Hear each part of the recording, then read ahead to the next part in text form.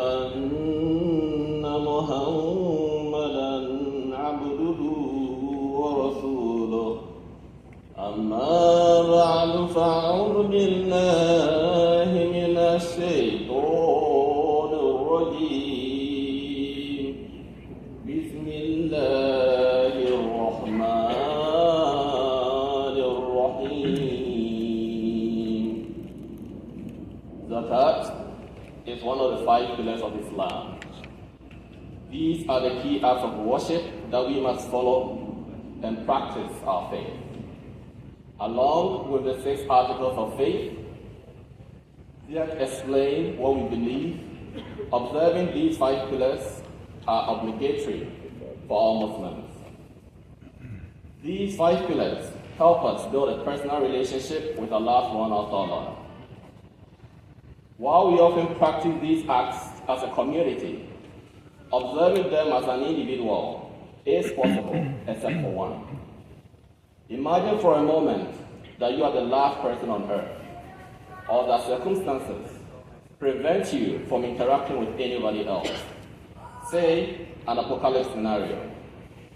In this case, you will still be able to practice the pillars of Islam one by one. First, you could easily declare your faith in the unity of Allah subhanahu wa ta'ala and acknowledge Muhammad sallallahu alayhi wa sallam as his messenger. Secondly, you could praise Allah alone, since the sunnah of the Holy Prophet sallallahu alayhi wa sallam permits us to do so, even though congregational salat is recommended. Next, as a solitary Muslim, you could purify yourself spiritually and physically by fasting, following the guidance of the Holy Quran and the Hadith, and you will not be required, if you lack the means, to perform Hajj. Yet, if you found the means, you could do so solely for your own individual soul's benefit. However, Zakat presents a challenge when you are in isolation.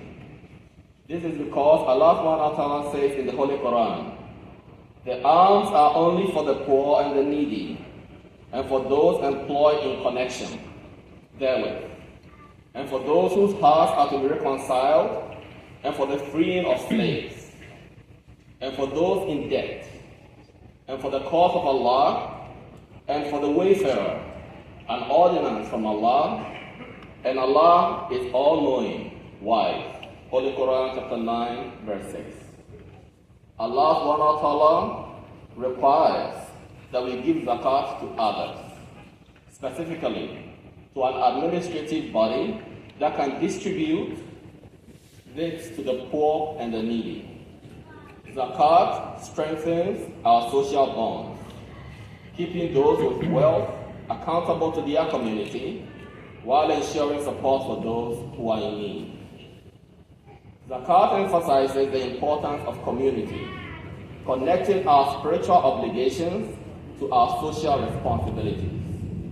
The Holy Prophet ﷺ once said, "Spend in the way of Allah, because the time will come on you when man shall take his alms to give and will find no one to give it to."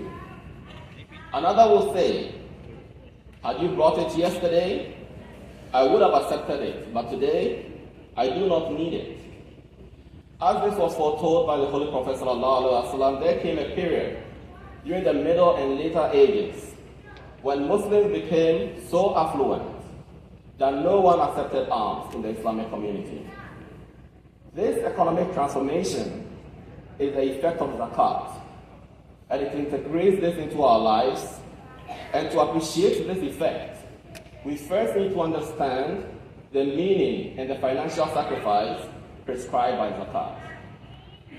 The concept of sacrifice is universal, yet the Islamic perspective of zakat is exemplary. The Promised Messiah ﷺ said that zakat comes from the word tasqiyah, meaning purification. When you calculate your wealth honestly and pay zakat at the prescribed rate, you purify your wealth, separating the lawful from the unlawful. Purifying something involves removing harmful and unwanted elements. Just as we must remove blood from an animal to make it halal, we give up a part of our wealth and purify the remainder. Ultimately, the zakat system will nurture a habit of generosity, encouraging us to recognize our blessings and to support our community in the way of Allah subhanahu wa ta'ala.